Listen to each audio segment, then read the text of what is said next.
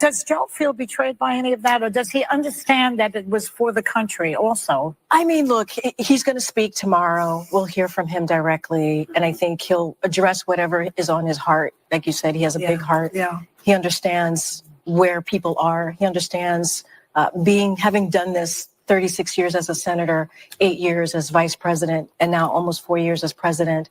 He gets it. He gets where we are as a country. Let's not forget, there's a lot at stake. There's a lot at stake, guys. They're not kidding. Our democracy is at stake. A woman's right to choose and to make decisions on their own bodies at stake. You know, and people's incomes are at stake. There's so much voting rights is at stake. Does Joe feel betrayed by any of that, or does Hey, everybody, and welcome back to Speechless. I'm your host, Phares, 23-year-old conservative activist, host of Speechless, the radio show, and the podcast that you guys are watching right now live here on YouTube, Facebook, Twitch, Twitter, Rumble, Breakaway USA affiliate.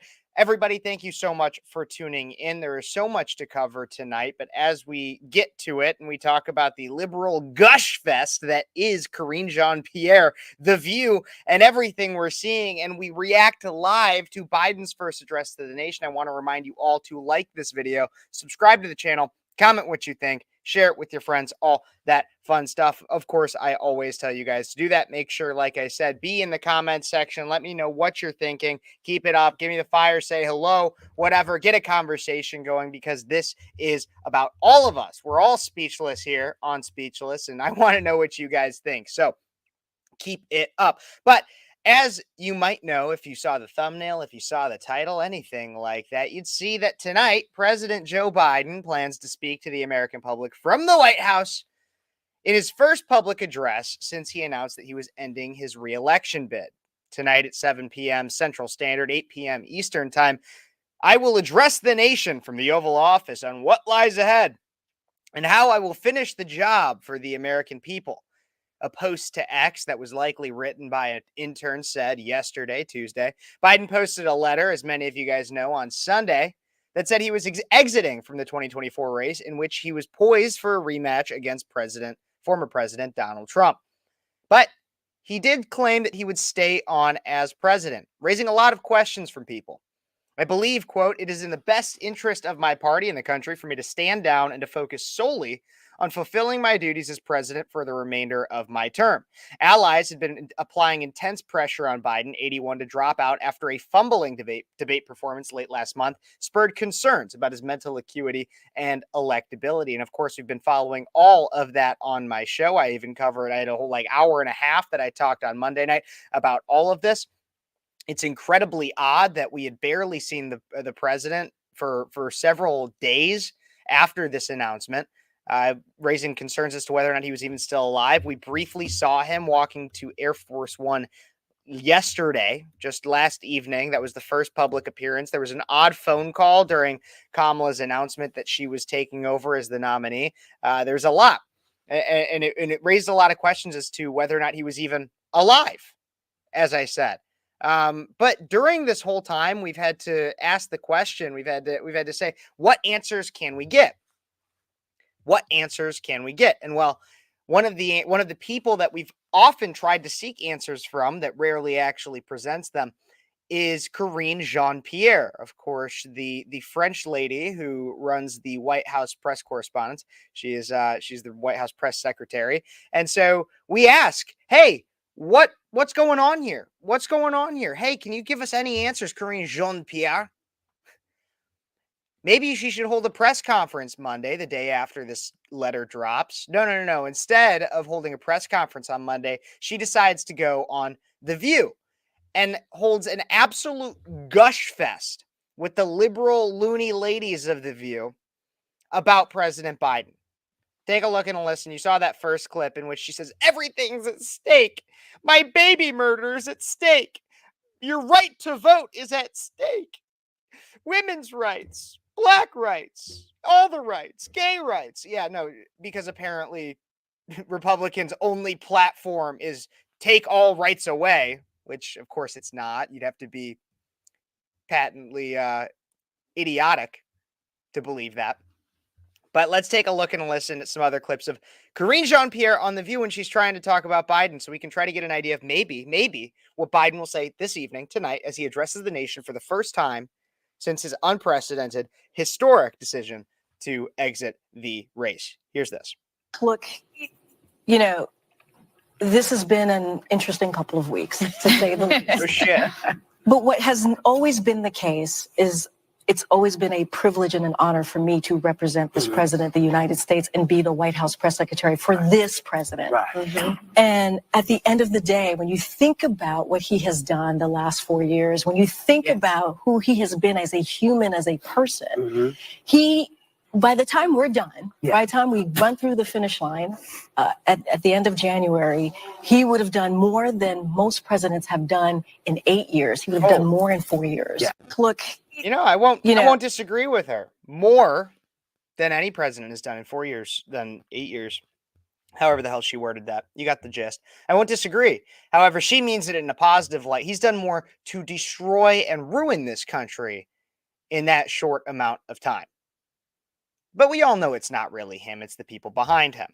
But they continue the gush, the ushy gush fest for, which I know sounds gross, but that's really what it is, because it's gross. It almost makes me want to puke watching all these liberal loons gush over President Biden. And so then we even get, but I think the funniest part is, like, so they'll gush, they'll have the part at the beginning where they're like, oh my God, all of our rights are at stake. Biden's so great. Biden did more in this amount of time. He's so great. He's so great. Well, then we get into this part, which I think is absolutely hilarious. This is when Karine Jean-Pierre is asked a very, very funny question regarding what's going on here? Like, what's actually going on? And so take a look and listen right here. we're not done yet. Yeah, we're not done yet. Obviously, he stepped down from running and being the nominee, but he's very much still the president. He still got the job. He still has the job, and we have a lot more to get done on behalf of the American people. And he wants to zero in and focus on that. If you have to remind people that he's still president, that he's still got the job, everybody, don't worry. He's still got the job. He's still got it. Don't worry. That doesn't inspire much confidence in me. That he still has so much to get done. No. You have to remind people that he still has it, that he's still there. Doesn't inspire much confidence. But don't worry, Karine Jean-Pierre did end up having a press conference to discuss all of this. And let's just say it was even more fun than watching her gush on The View, because now she actually had to answer real questions. And interestingly enough, she got asked, or she addressed, obviously, the elephant in the room that everybody assumed. She got President Joe Biden. Obviously, we know he did not end his 2024 re-election campaign over the weekend because of his health. That's what is being claimed. The top White House spokesperson said on Wednesday.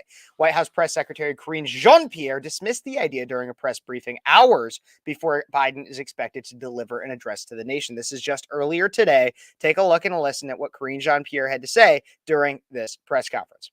You read the president's statement where he said that it's in the country's best interest for him to step aside. Why is it in the country's best interest for him to step aside? Does it have to do with his health, or It does not have to do, they have nothing to do with his health. Again, the president's going to speak to this directly to the American people tonight in prime time. I know many of you all will be watching it. There's specials going on tonight. I promise you, he will speak to this directly to all of you tonight. But in his letter, he talked about the country, he talked about the party, he talked about the moment that we're in right now.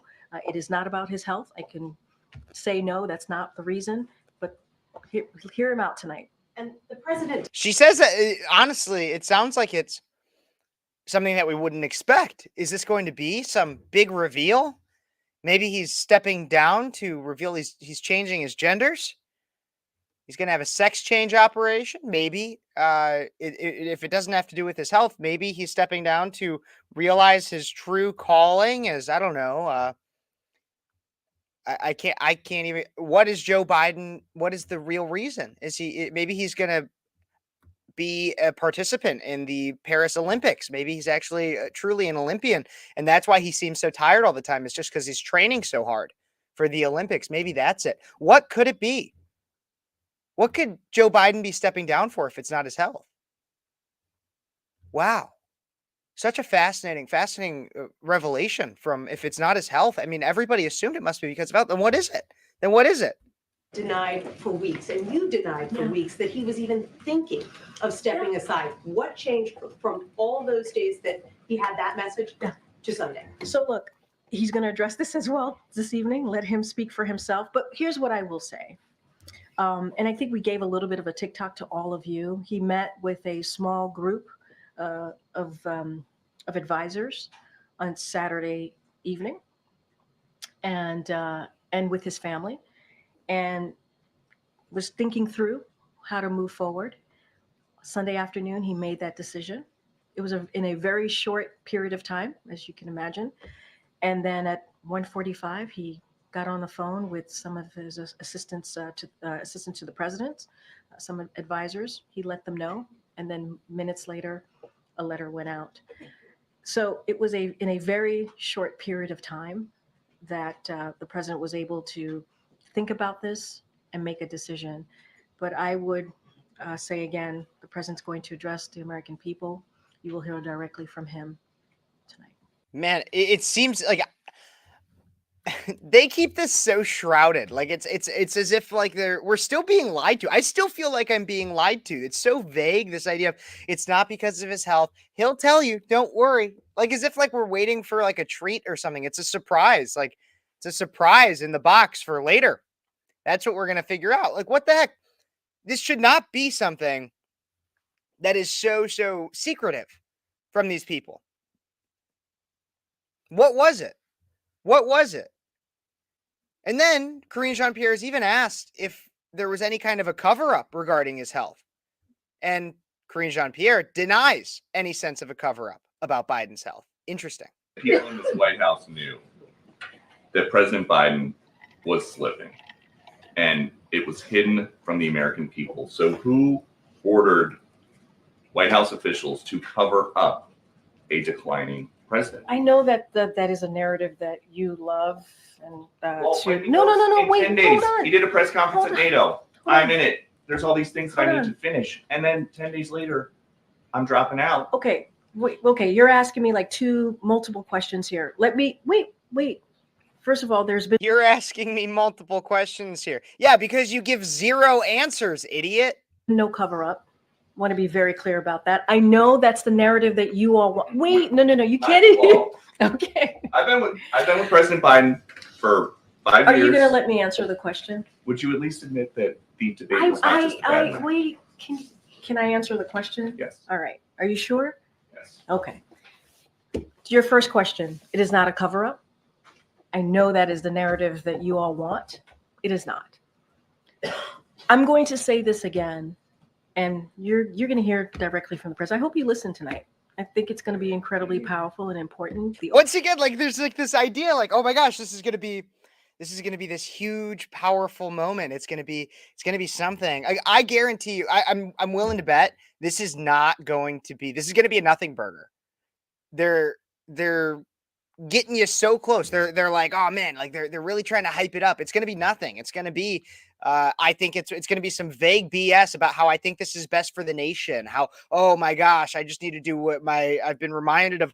It's been clear to me that it's not really going to be that big of a deal, or I can't really perform the duties, or I need more time with my family. It's going to be some dumb crap like that. It's not going to be this huge surprise that they're leading it up to. Oval Office, presidents, as you know, when they make speeches from the Oval Office, it's because there are important moments that they want to directly make sure that the American people hear from them. And it's obviously going to be done in prime time.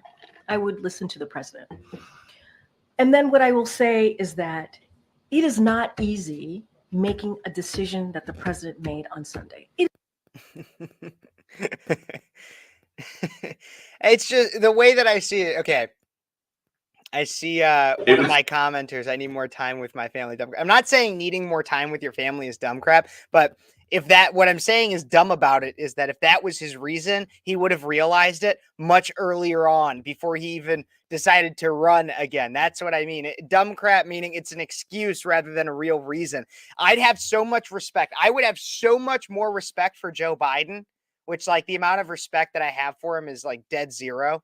Maybe like 0.5, simply because he holds an office that deserves respect. So my respect for him is really low, but I would hold more respect for Joe Biden if, in fact, he came out and he was like, I got to be frank with you guys. My health is not where it should be. My health is not what it used to be. It is not right for me to continue this. It is not what's good for me. It's not what's good for the nation. It's not what's good for anyone surrounding me. And it certainly has not been good for the American people. And I'm very sorry about that.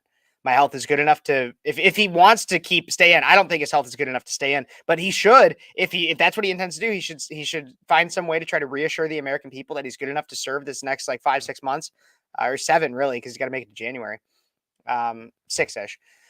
So he would need to find a way to reassure that, but I would have so much. If it sounds like he's not going to come out and say that this has anything to do with his health, which is absolute BS, because we all know that in some way it kind of does.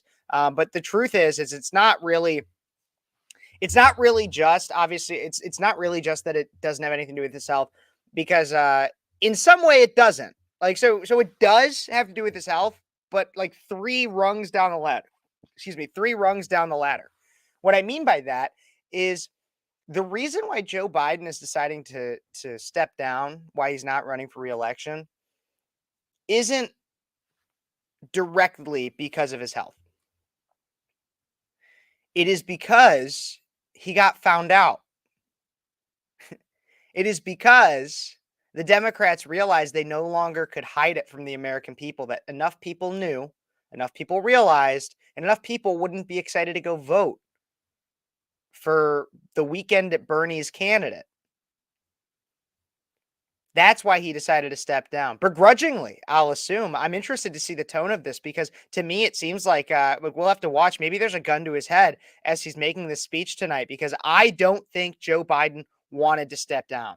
Well, I don't think Jill Biden wanted her puppet to step down. I don't think she did. I think that Joe has been kind of forced into this by the Democrat establishment. And even in some way, Kamala, I think Kamala had a part to play in it. But it's absolutely absurd that KJP seems to claim that there was no cover up about his health. There was no cover up about his health. That's hilarious. Absolutely hilarious. What I will say along with that, though, is it's interesting to see that the reaction from KJP and others to Biden stepping down away from this, and I think let's just watch this and react to it, because this kind of speaks to the way a lot of Democrats are responding to Biden stepping down, to Biden resigning from the campaign trail, at least. So just listen to what she has to say. This is very emblematic of how Obama talks about him, about how many other Democrat colleagues talked about him once he decided to step away. Take a look and listen. A little more about how he's feeling after making such an extraordinary decision, like you said, making it quickly. Yeah. Did he feel bullied to leave the race? I'm going to let the president speak for himself. Look, this obviously is a historic moment, but a decision like this is very personal. It's not easy to make. And I think there are very rare politicians who could look at the situation and make a decision, right? And I think it speaks to how honorable this president is, how selfless this president is, that he was able to make this decision and say, it is not about me. It is about the American people. It is about the country. And make a personal, difficult decision. And so I think that speaks for itself. I really do. I think that speaks for itself. And in the letter, as you all know, he said that he wanted to address the American people, was going to give remarks about his decision. And now we've come to that day where he's going to speak directly to the American people later tonight. And he's going to lay out what it is that he wants to say, what he believes the American people want to hear directly from him. Yeah. Okay. So here's the thing that I want to point out with this is the way that she speaks about him, and the way that a lot of other Democrats speak about him. So first, the question was asked as to whether or not he felt bullied.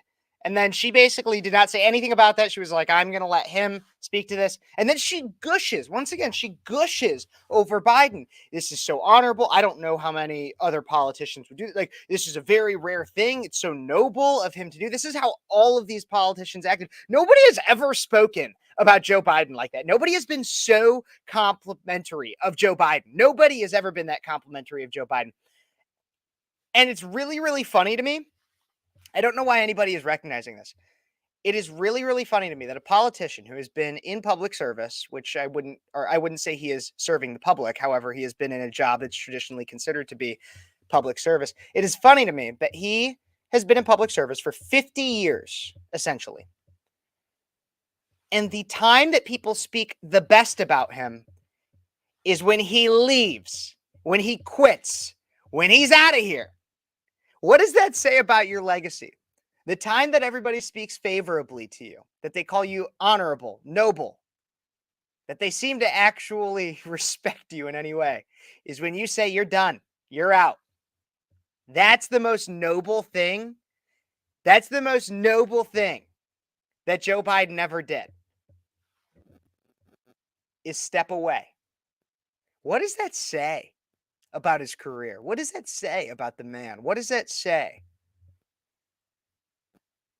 Look, up until basically Biden was with Obama, up until that point, Joe Biden had always been a moderate, wishy-washy Democrat. That's why he was able to sell himself in 2020 as a moderate, wishy-washy Democrat, as a return to normalcy, a man that could unite the nation. That's what he tried to sell everybody on, and it was effective to a point. But of course, he was at that point he was too far gone and became a puppet with certain hands up his behind, controlling him by the far radical left that is instilled itself into the Democratic Party. The Democratic Party, once of Kennedy, now of George Soros and communists. Now, Joe Biden is that. And so it's funny because you had a wishy-washy Democrat, somebody who had a career long, and I don't want to say successful isn't the right word, but because I don't know, like successful in terms of like he set out to do a lot of the things that he set out to do, and it wasn't anything of that much significance. But he ultimately did what he wanted and got to where he wanted, and it was decent. And now his legacy, because he's like a TV show that stayed on for too many seasons. He's now leaving to where his legacy will be the man who got praised for quitting. How sad is that? How sad is that? That the man is getting praised for being basically bullied out. That's what he's getting. This is and so tonight we'll see really how he leaves it. What he claims the reason for leaving is. If there's some kind of huge surprise that we seem to be maybe getting from the president tonight. I'm going to try to pull up the White House live stream, as I'm sure it'll be starting sometime soon, as Joe Biden is supposed to be addressing the nation in just about 5 minutes. We should be seeing some kind of stream coming up soon.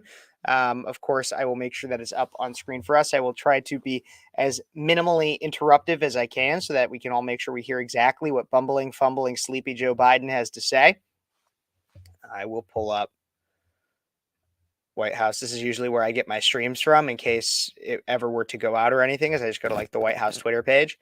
Let's see what they've posted recently. Our administration is fighting every single day to lower costs for hard-working families. With the help of President Biden and Vice President Kamala Harris, we're eliminating junk travel fees. Yeah, just some more crap stuff, essentially lies, nothing of significant value. I do wonder, I know that at one point, President Trump was live in North Carolina. I had some of those highlights ready to go, but I don't think I have too much time, given that it is getting closer and closer to the time of this live stream for the president and his announcement of whatever kind it could be. What I will actually share though is Donald Trump, I do know during his rally, asked for everybody to turn the cameras. I see Ryan Maxwell said he just finished his rally. He asked for everybody to turn the cameras around because yesterday the Biden-Harris campaign was touting their crowd size. They were very, very happy with their crowd size. It was about 3,000 people in a high school gym. And I did compliment it last night on my live stream. I said for a Biden-Harris event, and comparatively, that's a pretty good turnout. Now, compared to a Trump rally, it's not so great. And so if we look at the Trump rally from tonight, I'm sure if I can find the exact clip that I was looking for, we could see some of the just exactly how big the crowd was. I actually think here is a clip of it right here, and I'll get back to.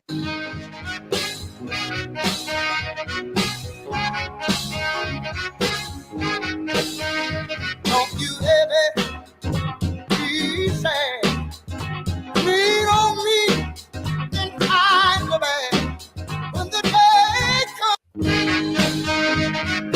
And now I am going to get a copyright violation for that song, because I did not know that's what would be playing. But I know that there was other things. We can go through some of these other highlights that we find here. Oh, we could even talk briefly before we get to the president's speech just coming up soon. Yeah, it does. I see it says it'll begin shortly. We'll pull that up here soon. I don't know if you guys saw, but pro-Hamas protesters were burning the American flag in Washington, D.C. today. These people are absolutely degenerates. And if anybody involved was not a United States citizen, I think that they should be deported immediately, exactly back to where they came from. These are the scum of the country, and these people should not be in any way involved in anything that anybody takes seriously, because I don't take them seriously. It's incredibly sad to see that people would do such a thing. And of course it is, to some extent, if you are an American citizen, you do have the right to free speech. That is inherent.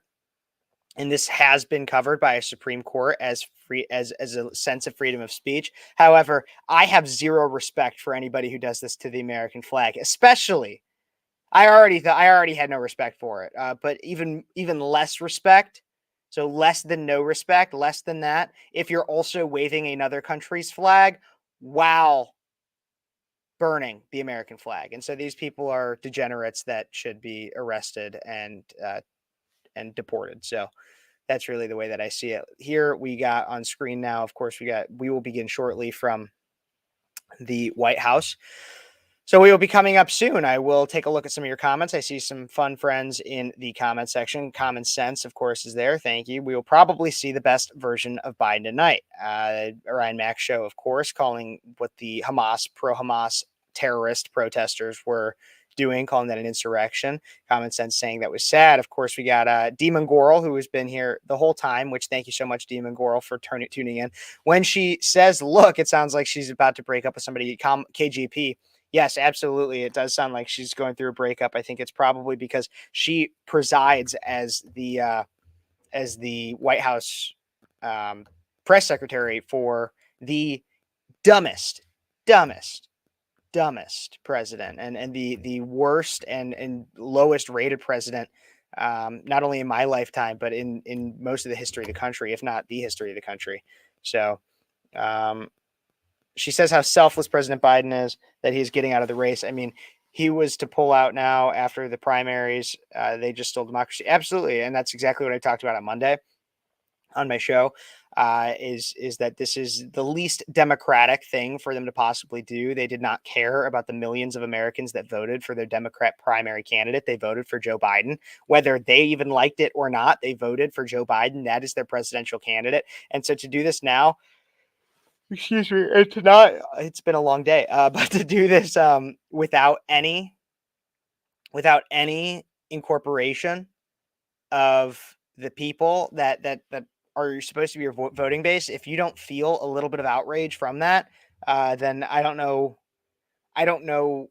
what to say for you. You're a hypocrite, because you're always claiming, all these liberals and leftists are claiming that Donald Trump is a threat to democracy. Donald Trump is a threat to democracy. They get all hyped up and angry about that.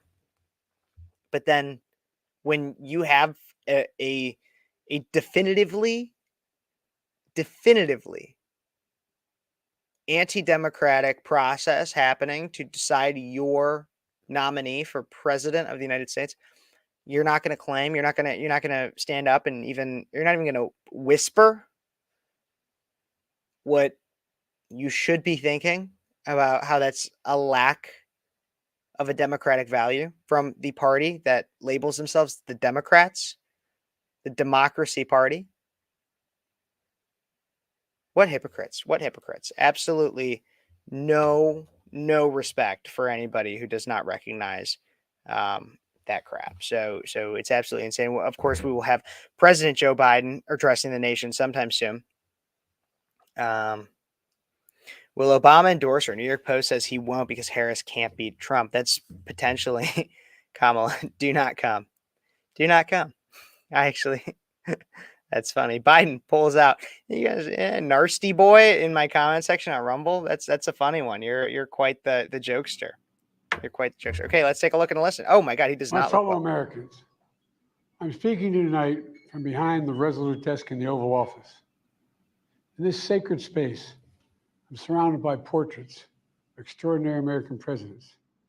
Thomas Jefferson wrote the immortal words that guide this nation. George Washington, who showed us presidents are not kings. Abraham Lincoln, who implored us to reject malice. Franklin Roosevelt, who inspired us to reject fear. I revere this office, but I love my country more. It's been the honor of my life to serve as your president. But in the defense of democracy, which is at stake, I think is more important than any title. I draw strength and I find joy in working for the American people. But this sacred task of perfecting our union is not about me. It's about you, your families, your futures. It's about we, the people. We can never forget that. And I never have. Is he going to step down? I've made it clear that I believe America is at an inflection point. One of those rare moments in history when the decisions we make now will determine our fate of our nation and the world for decades to come. America's going to have to choose between moving forward or backward, between hope and hate, between unity and division. We have to decide, do we still believe in honesty, decency, respect, freedom, justice, and democracy? In this moment, we can see those we disagree with not as enemies, but as fellow Americans. Can we do that? Does character in public life still matter? I believe I know the answer to these questions because I know you, the American people. And I know this. We are a great nation because we are good people. When you elected me to this office, I promised to always level with you, to tell you the truth. And the truth, the sacred cause of this country is larger than any one of us. And those of us who cherish that cause, cherish it so much. The cause of American democracy itself must unite to protect it. You know, in recent weeks, it's become clear to me that I need to unite my party in this critical endeavor. I believe my record as president, my leadership in the world, my vision for America's future, all merited a second term. But nothing can come in the way of saving our democracy. That includes personal ambition. So I've decided the best way forward is to pass the torch to a new generation. That's the best way to unite our nation. You know, there is a time and a place for long years of experience in public life. There's also a time and a place for new voices, fresh voices, yes, younger voices. And that time and place is now. Over the next 6 months, I'll be focused on doing my job as president. That means I'll continue to lower costs for hardworking families, grow our economy. I'll keep defending our personal freedoms and our civil rights, from the right to vote to the right to choose. I'll keep calling out hate and extremism. Make it clear there is no place in America for political violence or any violence ever, period. I'm going to keep speaking out to protect our kids from gun violence. Our planet from climate crisis is the existential threat. And I will keep fighting for my cancer moonshot so we can end cancer as we know it because we can do it.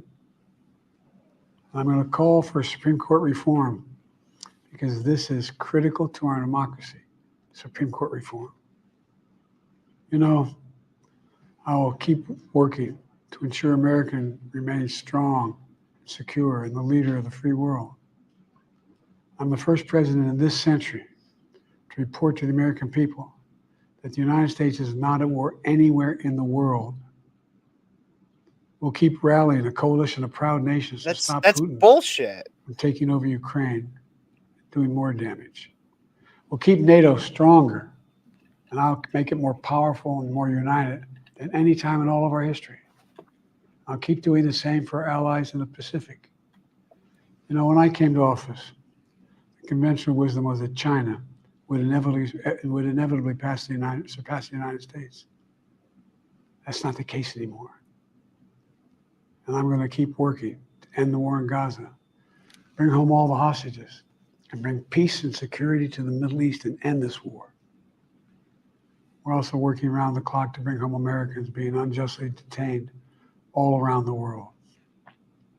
You know, we've come so far since my inauguration.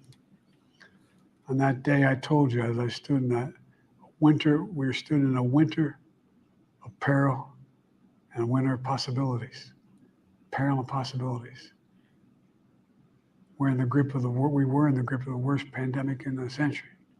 The worst economic crisis since the Great Depression. The worst attack on our democracy since the Civil War. We came together as Americans. We got through it. We emerged stronger, more prosperous, and more secure. Today, we have the strongest economy in the world, creating nearly 16 million new jobs, a record. Wages are up. Inflation continues to come down. The racial wealth gap is the lowest it's been in 20 years. We're literally rebuilding our entire nation, urban, suburban, rural, and tribal communities. Manufacturing has come back to America. We're leading the world again in chips and science and innovation. We finally beat Big Pharma after all these years to lower the cost of prescription drugs for seniors. And I'm going to keep fighting to make sure we lower the cost for everyone, not just seniors. More people have health care today in America than ever before. And I signed one of the most significant laws helping millions of veterans and their families who are exposed to toxic materials. You know, most significant climate law ever in the history of the world. The first major gun safety law in 30 years. Today, the violent crime rate is at a 50-year low. We're also securing our border. Border crossings are lower today than when the previous administration left office. That's false. That is false. To appoint the first Black woman to the Supreme Court of the United States of America. I also kept my commitment to have an administration that looks like America and be a president for all Americans. That's what I've done. Not me. I ran for president 4 years ago because I believed and still do that the soul of America was at stake. The very nature of who we are was at stake. And that's still the case. America's an idea. An idea stronger than any army, bigger than any ocean, more powerful than any dictator or tyrant. It's the most powerful idea in the history of the world. That idea is that we hold these truths to be self-evident. We're all created equal, endowed by our Creator with certain inalienable rights: life, liberty, pursuit of happiness. We've never fully lived up to it, to this sacred idea, but we've never walked away from it either. And I do not believe the American people will walk away from it now. In just a few months, the American people will choose the course of America's future. I made my choice. I've made my views known. I would like to thank our great Vice President Kamala Harris. She's experienced, she's tough, she's capable. She's been an incredible partner to me and a leader for our country. Now the choice is up to you, the American people. When you make that choice, remember the words of Benjamin Franklin hanging on my wall here in the Oval Office, alongside the busts of Dr. King and Rosa Parks and Cesar Chavez. When Ben Franklin was asked, as he emerged from the convention going on, whether the founders have given America a monarchy or republic, Franklin's response was, a republic, if you can keep it. a republic if you can keep it. Whether we keep our republic is now in your hands. My fellow Americans, it's been the privilege of my life to serve this nation for over 50 years. Nowhere else on earth could a kid with a stutter from modest beginnings in Scranton, Pennsylvania, and Claymont, Delaware, one day sit behind the Resolute desk in the Oval Office as President of the United States. But here I am. That's what's so special about America. We're a nation of promise and possibilities, of dreamers and doers, of ordinary Americans doing extraordinary things. I've given my heart and my soul to our nation, like so many others. I've been blessed a million times in return with the love and support of the American people. I hope you have some idea how grateful I am to all of you. The great thing about America is here, kings and dictators do not rule, the people do. History is in your hands. The power is in your hands. The idea of America lies in your hands. You just have to keep faith, keep the faith, and remember who we are. We're the United States of America, and there's simply nothing beyond our capacity when we do it together. So let's act together, preserve our democracy. God bless you all. May God protect our troops. Thank you. So that was Joe Biden's address to the nation. Wow. I have a lot of thoughts. We're going to talk about them because I have a lot of them. I don't know about you guys. I'll keep it on in the background, especially because there are things I'm going to want to come back to discuss when it comes to that. As they just said, thank you, thank you all for joining. But please stay tuned because we're gonna talk about this. Okay, did he say why he stepped down? We're gonna talk about this. I think that this is an interesting speech because there are a few different points of it to discuss because it's kind of structured fairly similarly. That was about 5 minutes wasted, is what Ryan Mack said. Not wasted. And here's why I think that. And I do want to make sure I can scroll back during this because it's like kind of important to me that I'm able to.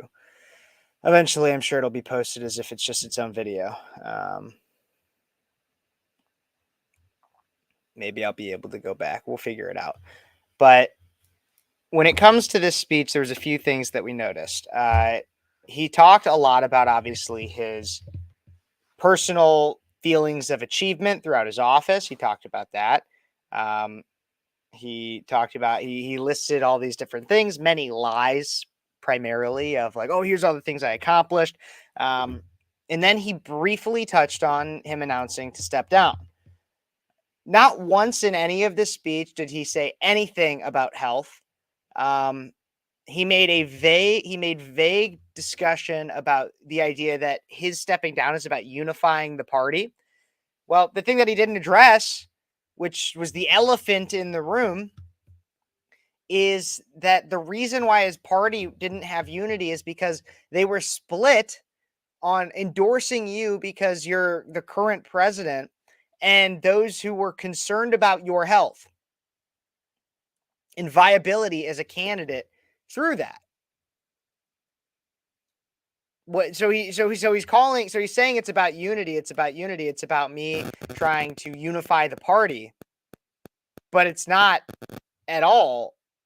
He doesn't recognize at all that it actually has to do with health as well. And then he started talking about the other thing was passing the torch. That's the second part that he said. So the first part about stepping down and stepping away from the campaign was about unifying the party. The second part was about passing the torch to a younger generation, which I just find ironic because Kamala Harris is just about 60 years old. Like, yeah, she's younger than 81-year-old Joe Biden, but it's not really that much of a different generation. But once again, passing the torch to a different generation is also tangentially related to his health and his age. So that's exactly what's going on here, is like, it actually does have everything to do with not even really his health, but the fact that he got found out once again. With the fact that the Democrats got caught propping up this guy. That's why he is stepping down. Because even when it's about unity, it's really about his health, because his party couldn't unify behind somebody in good conscience, knowing that they're like halfway to their deathbed, more than halfway. 1 foot in, 1 foot out of the 6-foot grave. And then the second part is the passing the torch also directly has to do with, well, I have to do this because they're kind of telling me I have to. I see some comments in there too. We're going to talk about all those things. Ray, I see Ray's comment. We're going to talk about that. But yeah, so those are the two reasons why he lists it. So he listed all of his accomplishments and saying, I got all these accomplishments, I'm so great. Then he talked about why he had to step down. And those were the two reasons that I said. I want to actually like look into this video. Why won't it let me? It's just stupid. I'm going to stop sharing that for now. But yeah, so then he talked about why it was because he because of passing the torch and because of unifying the party, which we all know both of those really means that he got caught being an old feeble fool, which all of us knew for all this time. I'm going to bring this on screen because I think it's funny. Here we go. It's Joe. That's Joe for everybody. But then he started talking about, so he confirmed once again that he was going to stay in for the upcoming 6 months. That's what he says. He's going to stay in for the upcoming 6 months. I really want to find like the full speech somewhere. So yeah, you can see here, but Kamala HQ says a bunch of his accomplishments. It's BS. We all know that. He also claims that he's going to cure cancer. So this is the part I was about to get to, is all the different things that he said he was going to do in his upcoming 6 months. This was one of them. And I will keep fighting for my cancer moonshot so we can end cancer as we know it, because we can do it. And I will keep fighting for my cancer moonshot so we can end cancer as we know it, because we can do it. So he says that, and here's what he's going to do, is what's going to happen is it's going to be like, oh, it's almost there. It's almost there. All you got to do is just elect Kamala, because Kamala is going to cure cancer. That's what's going to happen. That was one of them. Then he also discussed the idea that he was going to have Supreme Court reform. That he was going to have Supreme Court reform, and he doesn't really go into exactly what that is. I see this. That's not even his authority. Biden is too stupid to read and comprehend the U.S. Constitution. Biden's full of crap. Yeah. Well, I want to talk about what he means by Supreme Court reform, because what he means is packing the court. So he brags. The thing that I think is funny is he'll brag about the diversity hire that he had, which was the woman, the black female Supreme Court justice who can't define what a woman is because she's not a biologist. He'll brag about her. He'll brag about her because she was my success. But then he says we need Supreme Court reform. And of course, he's still discussing the idea of court packing, the idea that what we're going to do is, because we're not getting the decisions we want. He says that it's about protecting democracy. If you watch this is why I really want to get it back up, is because I want to go through and actually be able to pause through parts of this. Yeah. So this is the reason right here. Benny Johnson posted, this is the reason right here as to why he said he was going to get out. The cause of American democracy itself must unite to protect it. You know, in recent weeks, it's become clear to me that I need to unite my party in this critical endeavor. I believe my record as president, my leadership in the world, my vision for America's future, all merited a second term. But nothing can come in the way of saving our democracy. That includes personal ambition. So I've decided the best way forward is to pass the torch to a new generation. It's the best way to unite our nation. Yeah, so it's passing the torch to the new generation is the main thing that he said. And he also claimed, as I said in there, obviously the Supreme Court reform, he wants to pack the court because of democracy. That's what he claimed, is it was all because of democracy. That's what he wants to do. I want to make sure. I'll go to the White House Twitter, see if I can get to it now. because I want to pull up, because it's near the end of the speech that I started really realizing something, because the tone of this speech switched. Because then, of course, then he talks about Kamala Harris, how he's endorsing Kamala Harris, blah, blah, blah. Let's actually see about how long this was. So we get into Fellow Americans, about 6:20. Americans doing it, so let's act together. Just about 11 minutes. That was about an 11-minute speech, give or take. What is this part? Urban, suburban, rural, and tribal communities. Manufacturing has come back to America. So this is him bragging about some more of his accomplishments. Powerful than any dictator or tyrant. Okay, so this is where he gets into like why, like the choice that you have as a country when it comes to Kamala, and he basically, without saying Trump, he basically says Trump is a fascist dictator, and so your choice is between the fascist dictator or the diversity hire that sucked off Willie Brown to become the DA, and then her career skyrocketed from there. She'll do whatever it takes, and she means it. But she's been an incredible partner to me. that's where he talks Leader about for our her. country. Now the choice is up to you, the American people. When you make that choice, remember the words of Benjamin Franklin's hanging on my wall here in the Oval Office. The other thing to note was his face the entire time. He was obviously staring directly at the teleprompter, and he was glued in on that teleprompter. He was not looking at the camera. He was glued in. It's like he didn't even know where the camera was, or he didn't even care because he was so glued in on the teleprompter. Alongside the bus. But when he starts talking about Benjamin Franklin right here, that's when that's the only time that I really noticed that he switched where his head was looking. It was like he was a stone statue at that teleprompter. But when he starts talking about Benjamin Franklin here, you start realizing the tone shift. A lot of this was very campaigny. Sorry, I hit my mic. But a lot of this was very campaigny. It was, I need to step down. Here's all of my accomplishments. I did so great. This was all with help of Kamala Harris. Here's why I'm stepping down. Here was some of my vision for what we're doing in the next 6 months. I'm going to stay as your president. And then endorsement of Kamala Harris, talking up Kamala Harris. And then it gets more like this. Hanging on my wall here in the Oval Office. Alongside the busts of Dr. King and Rosa Parks and Cesar Chavez. When Ben Franklin was asked, as he emerged from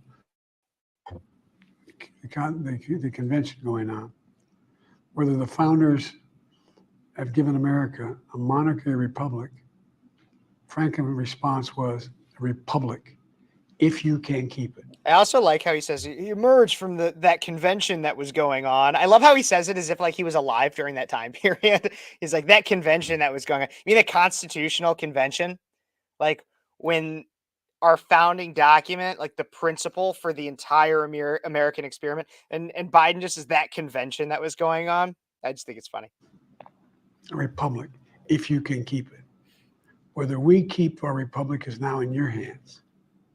My fellow Americans, it's been the privilege of my life. This is the part. When he says my fellow Americans, this is like what I really want to focus in on. My fellow Americans, it's been the privilege of my life to serve this nation for over 50 years. Nowhere else on earth could a kid with a stutter from modest beginnings in Scranton, Pennsylvania, Claymont, Delaware, one day sit behind the Resolute desk in the Oval Office as President of the United States. But here I am. That's what's so special about America.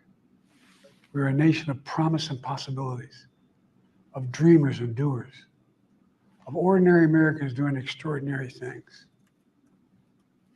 I've given my heart and my soul to our nation, like so many others. I've been blessed a million times in return with the love and support of the American people. I hope you have some idea how grateful I am to all of you. The great thing about America is here, kings and dictators do not rule, the people do. History is in your hands. So he obviously, so until he started talking about the kings and dictators and everything, but it sounds so much like a farewell address, like not even just a farewell in terms of like, oh, I'm no longer president. Like this sounds, the way that he was speaking from that point of the my fellow Americans on sounded as if he was essentially saying like, this is it for me, guys. Like I'm blessed for the career I've had. Almost like it's his last words, which is why that moment gave me a thought. Just gave me a thought, and it's a thought and a question that people have asked. I think I've even probably asked it on this show, but a lot of times I've asked it more so in jest, or at least with less sincerity than I genuinely ask it now. And the question that I have is: does Joe Biden live even to the election? Does Joe Biden live to the election?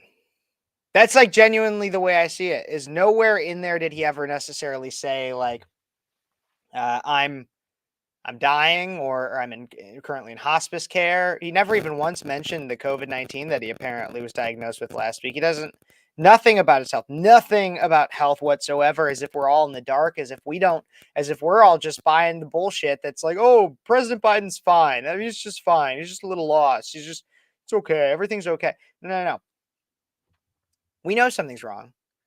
It's obviously wrong. And the way that he spoke in that point, even when he says this, The power is in your hands. The idea of America lies in your hands. You just have to keep faith, keep the faith. And remember who we are. We're the United States of America. And there's simply nothing beyond our capacity when we do it together. So let's act together, preserve our democracy.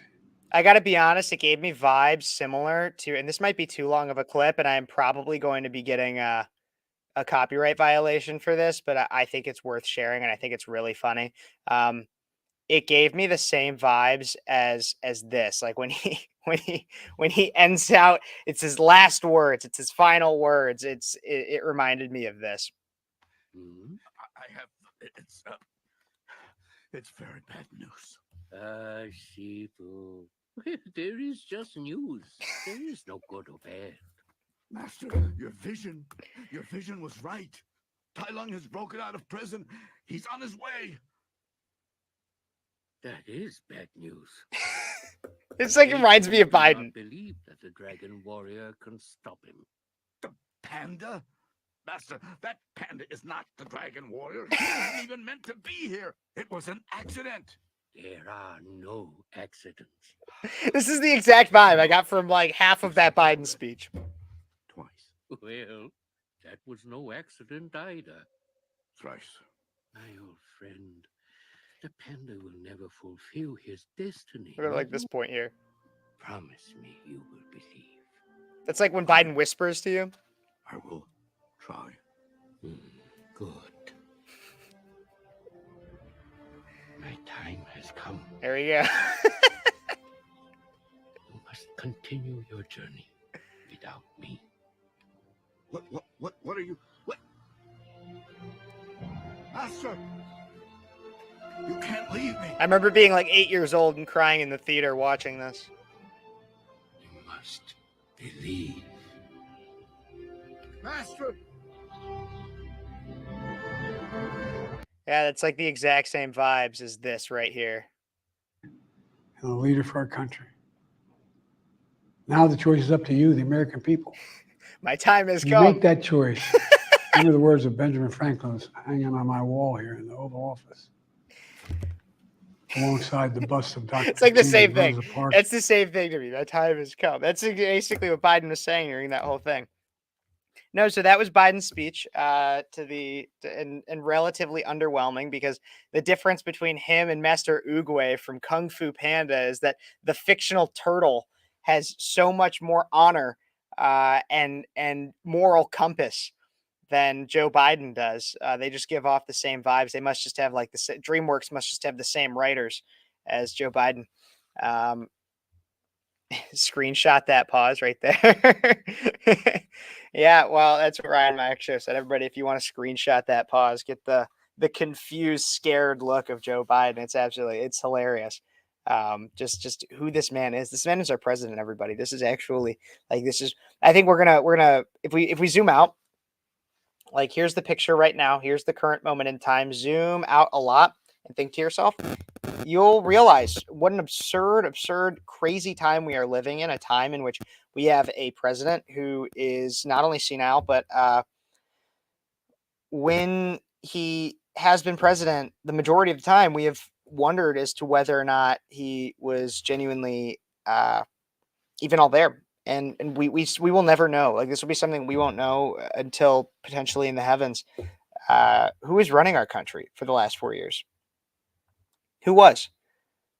Right now, we've been sitting in a driverless car, and not like one of those ones they're testing in urban areas. No, we were sitting in a driverless car on our way going off a cliff, and no one was willing to take the wheel. And so that's why we need to vote for somebody to take the wheel. And so while Joe Biden discusses at the end the differences between the two candidates vaguely by saying things like basically comparing it to like a fascist dictator versus freedom, and blah, and he gives all those buzzwords and everything. We truly do have a decision to make, and we need the rubber to hit the road towards Donald Trump, because while I firmly believe, I'll agree with Joe Biden in the Benjamin Franklin quote that he said, we have a republic if we can keep it. Well, we've gotten a free trial through COVID and past now into the last several years. We've gotten a free trial of what a country in decline looks like, what a country that has succumbed to several factions of socialist and communist ideology. I'm not going to claim that America is currently a communist country. That's absurd. But we are currently operating a lot more like a socialist communist country than we ever have before, at least since like maybe FDR was in office. And so given that, we've gotten our free trial, not even a free trial, it's cost us a lot, but we've gotten our trial. I'm done with it. If you want 4 more years, if you want to re-up the subscription, go and vote for the original Haktua girl, which is what I've heard Kamala called the original Haktua girl, or we can actually vote to let's work on getting this country back on track. And I'll be clear, like, I don't necessarily agree with everything, and I've talked about it on the show. I don't agree with everything Trump has said. I don't agree with his stance on abortion. I think he's too weak on that. I think that we need to be protecting traditional marriage. I think that is important to, when I say that too, I mean clearly outlining that marriage is between a man and a woman, and we should incentivize heterosexual marriages as our country has thrived. Not only our country, but it's also like socially, we notice that kids do better when they are raised in heterosexual households rather than homosexual households. And so we need to incentivize that. We need to incentivize the things that will make this country great again. We need, and I know that's the phrase, make America great again, but no, not even just make this country great again. It's not even about reverting back to anything. It's not about, again, it's about making this country greater than it's ever been. I have a vision for America in which we not only have policy that protects a conservative worldview, the idea that abortion is not even a primary issue on the table, that everybody just kind of once again recognizes that abortion is a moral wrong, a world in which homosexuality is by no means outlawed, but not praised, not danced and paraded around in our streets, is a private decision for people if they choose to live in that sinful world, is not celebrated as equivalent to a biblical marriage. I have a vision of America for which people go to church on Sunday, not out of force, because they want to, because they know it's the right thing to do. I have a vision for America in which we have law and order. People respect their neighbor, love thy neighbor, protect thy neighbor, and thus are not killing their neighbor. I have a vision for America in which when somebody does commit a crime, they're held accountable. However, also given the opportunity to potentially rehabilitate. I'm not somebody who believes in throw every criminal away and throw away the key. No. Help people find Christ. I have a vision for America in which we don't call the people that disagree with us Nazis racists, bigots. I have a vision for America in which disagreement is not on common sense things, such as a man is a man and a woman is a woman. Disagreement is once again on where our tax dollars are allocated towards, whether that's parks and recreation, military, or arts and museums, or public schools, or policing, and how much of it goes where. That's the vision for America I have, not in which we're getting bogged down by calling a woman a birthing person rather than a mother. I have a vision for America in which we're not only productive, but we're thriving. And I know that some of those things might not be in everybody's vision, but I know that at its core, people want to be thriving. And they'll deny some of the things that I believe will push this country towards that thriving mark. And they can. You can believe that in some way that we need to be more accepting of the LGBT community. You can believe that there are certain exceptions for abortion, and we can have that debate. Let's have it. Let's absolutely have it.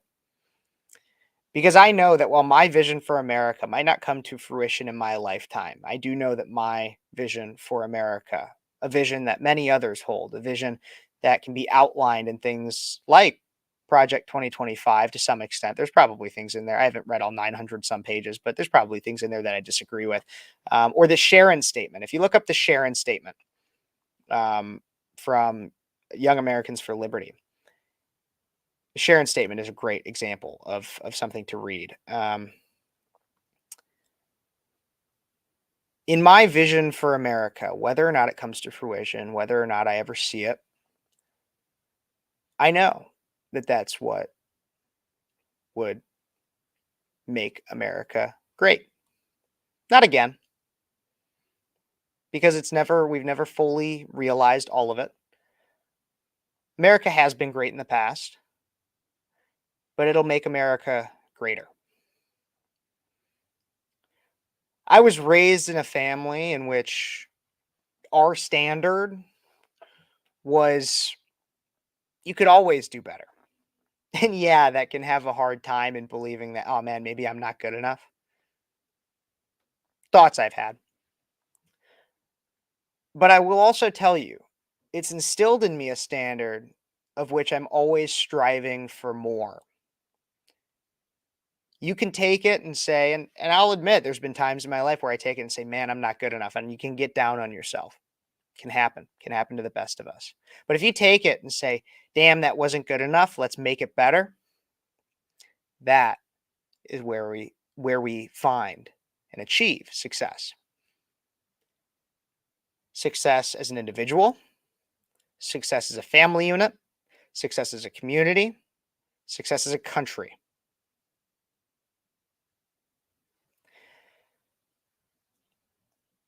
I have a vision for America. If you want to be a part of that vision, if you want to check me on it, if you want to debate with me in the comments section or even on this show, if you want to agree with it and not feel alone, not feel hopeless and sad and worried constantly that everything's going to shit and nobody out there is actually doing anything, give me a subscribe, give me a follow, wherever you're watching from. Because as Donald Trump said, the best is yet to come. From me and from others. And that's exactly the mindset that I was talking about. You could always do better. And if you can always do better, if things can always be better, if we can always have a higher expectation, that means always the best is yet to come. So as I always say, like this video, subscribe to the channel, comment what you think, share it with your friends. I had some things when it came to the Trump rally to potentially talk about, but I feel like that's a good note to end on. I feel like I got kind of what out I wanted out. I'll take a look at some of your comments here because I see some good things. no abortion unless the child is ectopic. Yes, and ectopic pregnancies are not actually considered abortions. They're because technically the fetus was never even because it happened outside of the womb, the conception. So it was technically never even alive in the first place. Am I actually Batman? I don't know. I've never been seen in the same room as Batman, but do I see myself as a politician in the future? I've been saying for a lot of my life that it would have to be a calling from God. There'd have to be something in my life that God says, you need to do this. For a while, I was not sure of it. I didn't think so. I'm feeling like God is pointing me in that direction.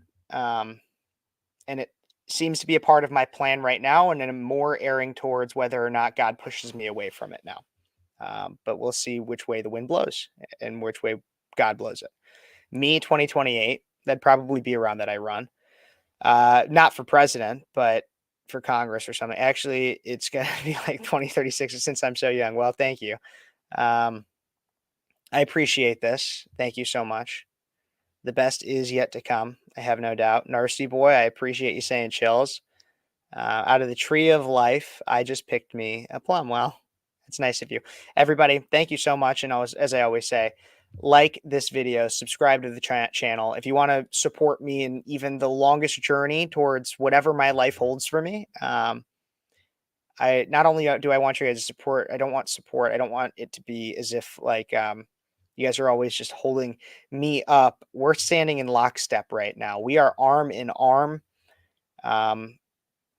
As much as you guys support me, I want to support you as well. So like this video, subscribe to the channel, comment what you think, share it with your friends. As always, if you feel the need to reach out, if you have a story, questions, ideas for the show, anything like that, email me speechlesskp@gmail.com. I'd appreciate it. I will do my best to either respond there or you could DM me through Instagram. My Instagram is below @speechlesskev. You can look it up right there @speechlesskev. You know, we also look up my TikTok. Don't DM me on TikTok. I'm not on there enough. But I do post on there and you guys probably enjoy it. So like, subscribe, share, comment, all that fun stuff. God bless you guys. God bless America. And thank you so much for tuning in to Speechless.